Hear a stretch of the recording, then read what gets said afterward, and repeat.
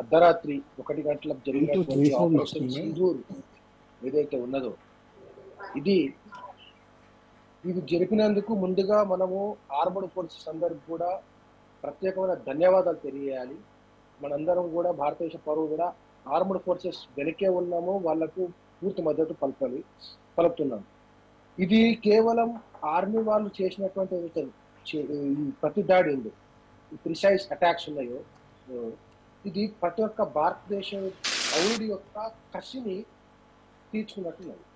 పహల్గామ్లో అమాయకమైనటువంటి 24 మందిని వాళ్ళను ఐడెంటిఫై చేసి మతవాధారితంగా ఐడెంటిఫై చేసి వాళ్ళని సపరేట్ చేసి కాల్చి చంపడం ఏదైతే ఉన్నదో ఇది చాలా హేయమైన చర్య.